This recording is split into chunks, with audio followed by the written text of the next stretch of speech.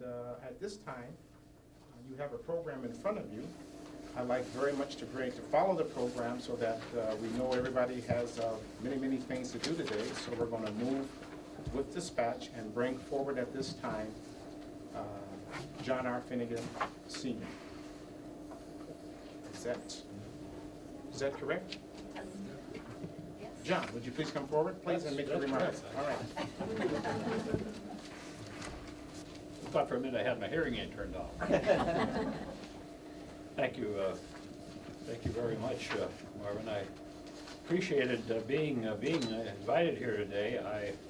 I had a call from Roger, and I kind of promised myself that after I passed my 74th birthday, I wouldn't speak about freedom of information issues anymore. I figured enough people had been hearing about that from me for a long enough period of time that probably getting tired of it, and there probably wasn't much more that I could say new that you haven't already heard. But true to form, I decided that I had to speak out again, and am happy to be here today.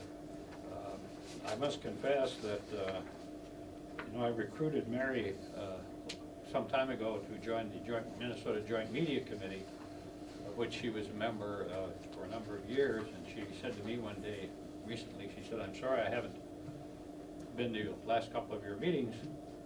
And I had to tell her that, or remind her that I haven't been to several of her meetings either, so it works out. Now, when the Minnesota Coalition on Government Information established this Freedom of Information Day, it sought, I think, to do three things. To honor James Madison, father of the First Amendment to the Constitution, to honor Minnesotans who have promoted and defended First Amendment rights, and to educate citizens about the value of maintaining a free flow of information from and about government. I believe that the coalition has done well in meeting those goals over the years. As the quote from James Madison, which is prominent on the flyers announcing today's awards ceremony, says, "Knowledge will forever govern ignorance, and the people who mean to be their own governors must arm themselves with the power which knowledge gives." Now, we know that information is the foundation for all knowledge. And as we also know, we are in a period where the methods of gathering, storing, and disseminating information is changing. New technologies have brought on a new information age, and we must meet the challenges that new age brings. Unfortunately, I'm afraid that in Minnesota we have not yet moved aggressively to meet those challenges, to eliminate some of the roadblocks and to open up some of the new roads to increase the flow of information to the public. 4 years ago, you remember, the Minnesota legislature appointed a 29-member Government Information Access Council to draft policies and recommendations to guide lawmakers in establishing a workable government information network. After more than a year of study, the council adopted 12 principles and 30 secondary principles and sent them on to the legislature. They were ignored. They were ignored again by the 1997 legislature and by Governor Harvey Anderson, who refused to adopt the principles or to recommend them to his administrators for serious consideration. I won't go into all of those recommendations, but they range from providing both government employees and Minnesota citizens with the tools and the education and the training to better use the new technology in storage and retrieval of information, to promotion of using electronic transmission of information to provide greater interaction between government, citizens, and business organizations. All these recommendations stress the ease of access and the low cost of access. While ignoring the GIAC proposals, the 1997 legislature did establish another information policy task force, this one a 13-member group, to study data practices and to recommend changes in the statutes relating to handling of government information. This task force, too, came up with a number of recommendations, some of which found their way into actual bills.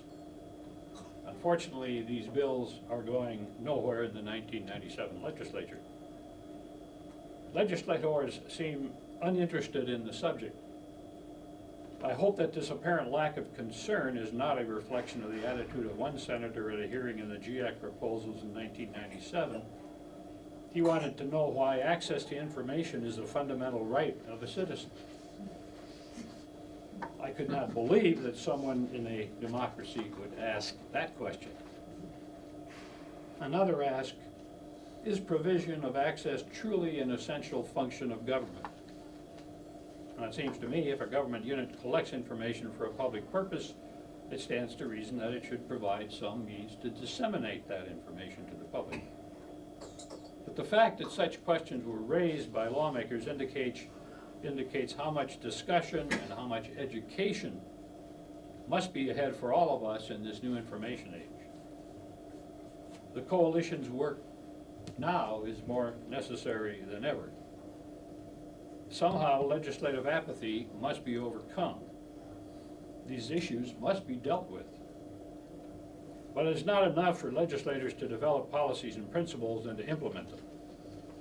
They must provide for someone or some agency to oversee implementation and development of the information network. I'm now going to suggest my pet recommendation, and that is that there's an independent information commission or agency is needed in the state. One that replaces the current office that oversees the Data Practices Act. The agency must be given more authority, must be given the power to make binding decisions on information classifications, must be allowed to oversee electronic network operations, to ensure the accuracy and security of data, and to rule on copyright requests, and to prevent censorship of information. A proposal setting up an independent agency is currently before the legislature, but I'm afraid it appears dead for this session. In Minnesota, our Constitution and statutes call for open government. Meetings and records of governmental bodies are open unless specifically closed. Yet secret meetings of agencies doing public business are held, and agencies are closing their records on grounds they must protect the privacy of their elected officials or employees. The search for balance between privacy rights of individuals and the public's right to know what government is doing is a vital one.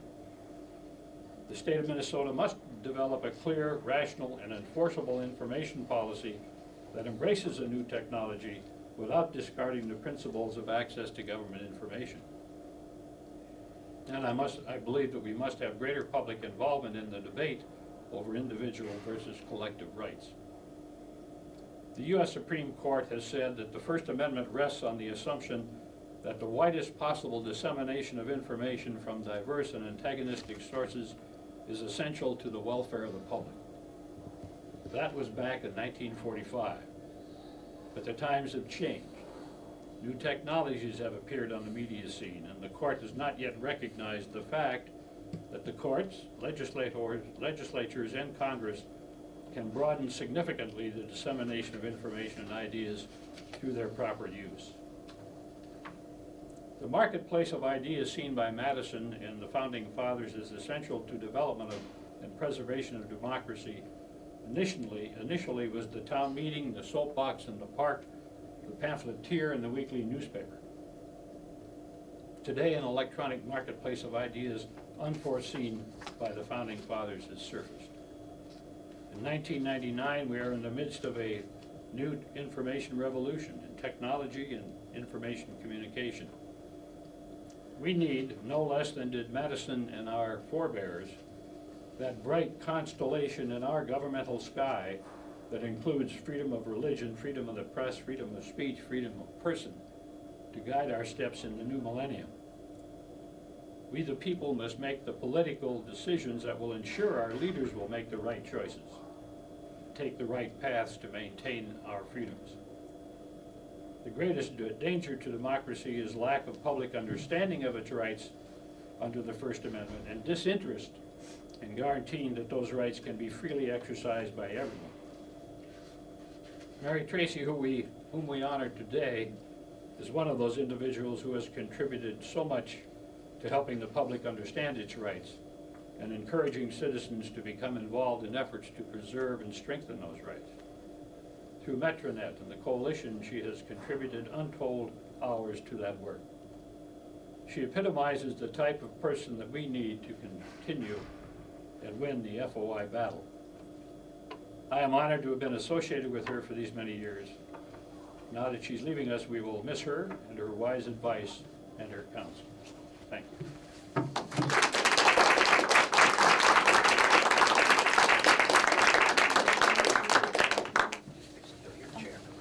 Thank you very much, John, for those very wonderful remarks.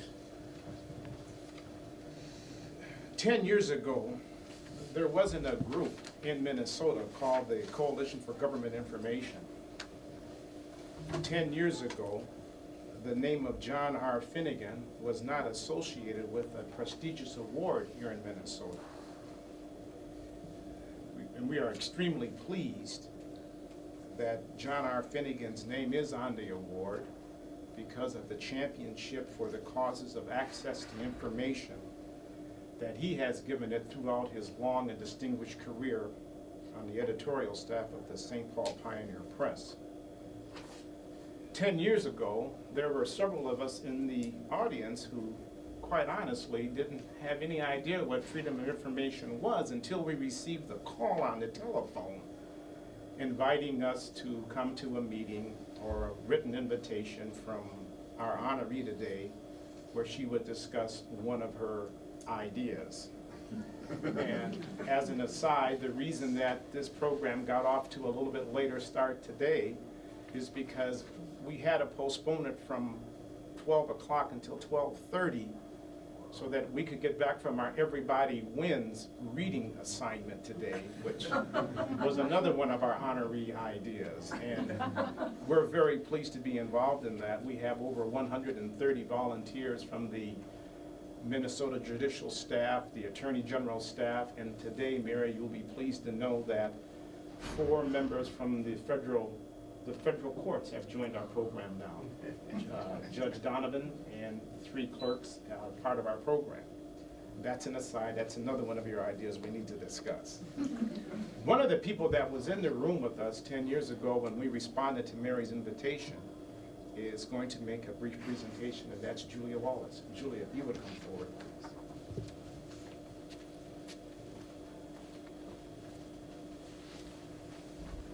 I'm very pleased to be able to take just a tiny part in this because you are hearing and will hear, and you all know about the enormous impact that Mary has had on freedom of information in Minnesota. And it's true, getting other people involved, showing people what difference it makes to them, and telling the press, telling all of us. But I want to be certain that you are aware of the enormous importance her activities have had also on the national level, because she's been active in a number of committees of the American Library Association and beyond that, which have been pushing this issue also at the national level. And in honor of Mary's award today, I am going to read to you and then present to Mary an official letter from the American Library Association on the occasion of her award, and thanking her for her enormous efforts on their behalf, and I know that's another place where her efforts will certainly be missed. This is a letter dated March 16th, 1999.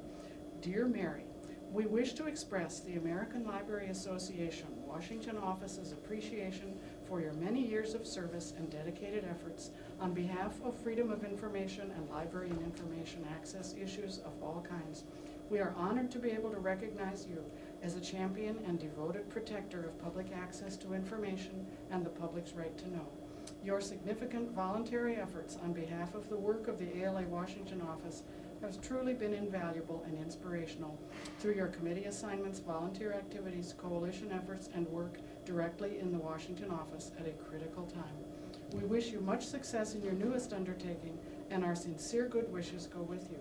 Thank you for all you have done, and we look forward to a continuing working relationship in your new position.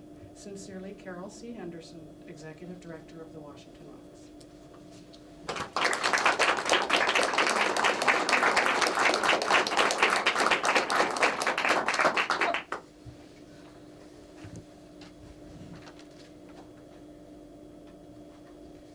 Today we honor the person who initiated the Minnesota chapter of the Coalition for Government Information.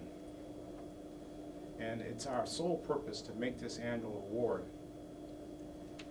The purpose of the John R. Finnegan Award here in Minnesota is to publicly recognize sustained, significant, superior, and long-standing efforts in the promotion of freedom of information by a person or organization. The award is given annually on March 16th, which is the birthday of James Madison, the spiritual godfather of the freedom of information.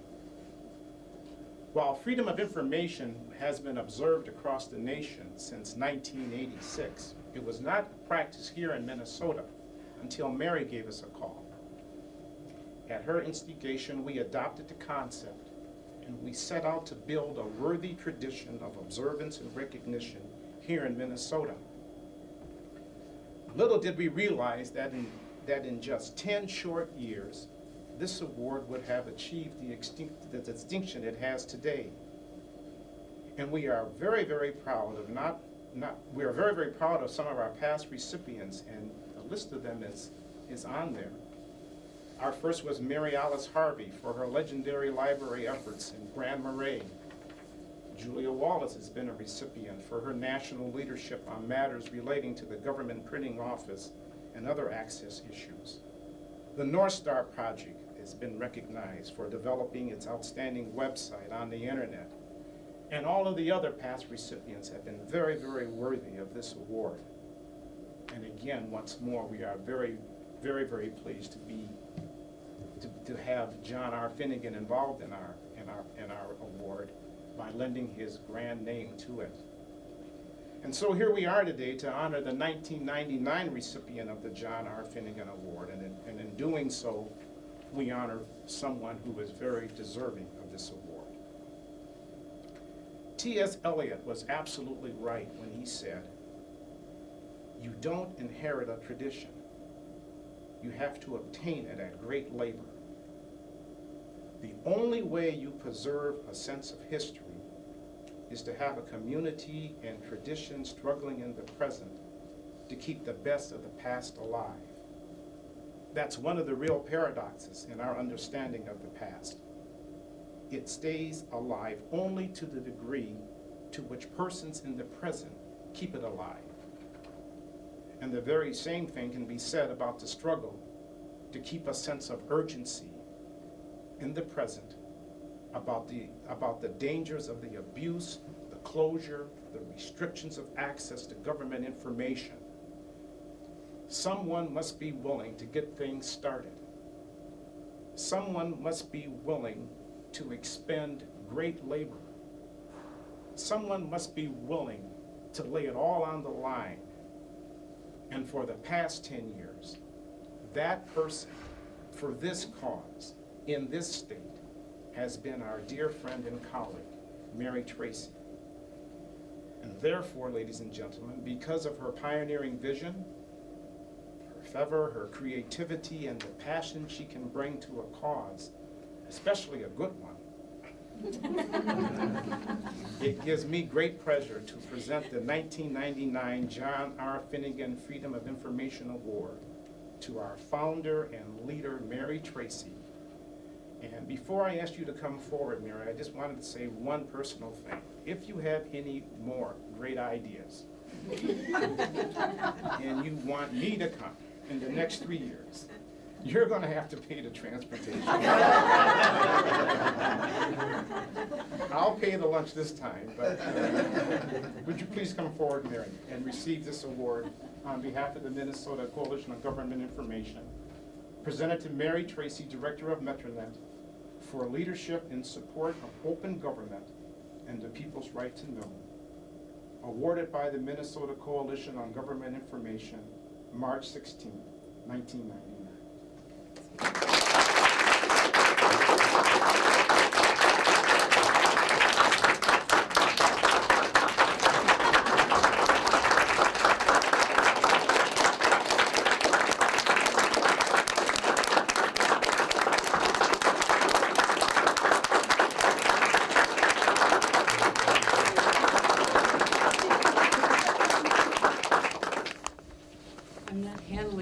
all as well as I thought I would.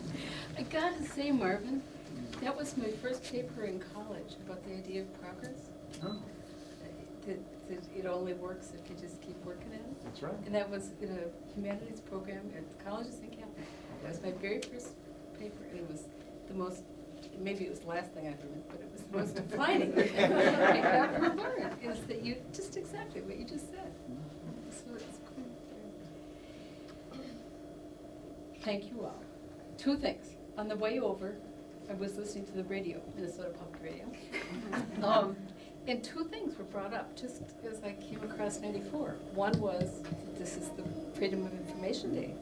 And two was the Read Across America.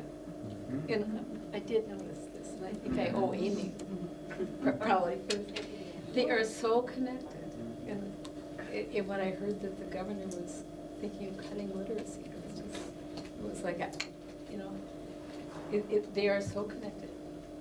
So, and John Finnegan, your words are, I would not compete with your words. Your words are so carefully chosen, and you have such an elegance of style that that's what originally made me realize how, you know, somebody has to say those things in those elegant terms that I can't do. And last, I hope to have time to think where I'm going. And it is not lost on me, the irony of going to a place where there is no freedom of speech, where there is, you know, and I'm scared to death about it in a way, but on the other hand, I think it'll help me think about it. So this is really important. There's Fran afterward. Thank you all very, very much. This is a very special group.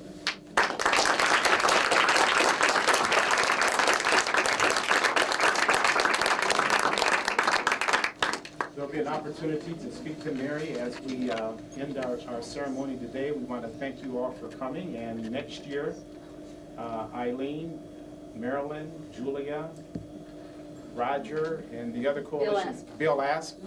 We have our work cut out for us next year as we select the recipient for the year 2000. And hopefully, Mary, you'll come back and be a part of that. We'll have some kind of technology. Some kind of technology. Again, thank all of you for coming today. Mary will be around for a while and she'll answer your questions, and we'll see you next year, same time, same place. Happy Freedom of Information Day.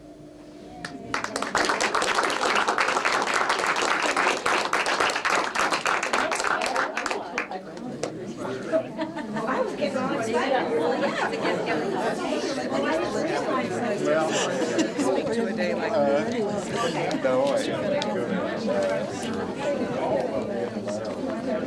Hello. No, I'm native. What's he up to?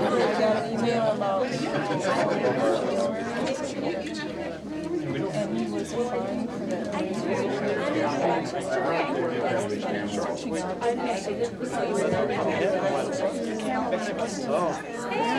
That's right.